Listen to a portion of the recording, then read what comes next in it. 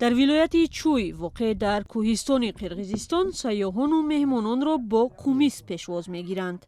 قمیص از نوشاکی‌های معروف این کشور است که از شیر اسب آماده می شود. این نوشاکی توجه سیاحان زیاد را به اینجا جلب می کند. ماشاءالله تبارک الله. ما درباره قمیص و سمال از دوستانمون شنیدیم. آنها به قرقیزستان آمده بودند. ما هم تصمیم گرفتیم آمده بچشیم. من طعم آن را حتی تصویر کرده نمیتوانم. در عربستان سعودی چیزی مانند به این نیست که من توانم آن را مقایسه کنم. سواء كان حليبا او كان. برخی از مهمانان به شیر تازه یا خام با نام سمل برتری می‌دهند. آنهایی که به اینجا می آیند امکان دارند در یورت یا خیمه ها تکیه زده از این نوشاکی های خاص قرقیزی لذت ببرند و همزمان زندگی در کوهستان را احساس کنند.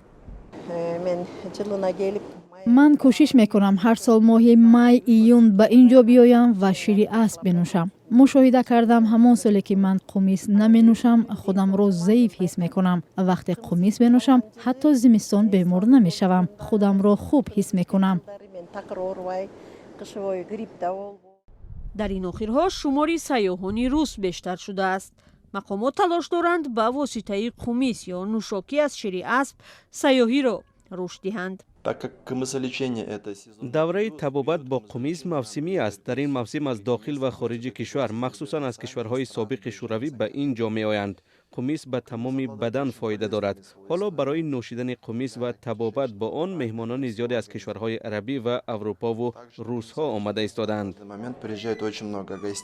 با گفته ساکنان بهترین وسیله قوی کردن بدن این نوشیدن قمیص و آبازی با آن است. همچنین آن چون بهترین تشنه شکن در گرمای تابستان دانسته می شود.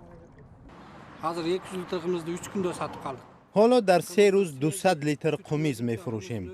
به اینجا قمیص نو و از شیر تازه کشیده شده می آوریم. این یکی از بهترین نوشاکی های قرقیزی است. آن هیچ ضرری ندارد. قمیص بخشی از فرهنگ قرقیزها هم هست. چوبی که برای تهیه قمیص استفاده می شود بیشکک نام دارد. میگویند نام پایتخت قرقیزستان هم از همین جا منشأ میگیرد. برای قرقیزها این نه تنها تجارت است بلکه تاریخ ما با آن پیوند است. گذشته های ما قمیص را نه برای طبابت بلکه در زندگی هر روزه خود استفاده می کردند.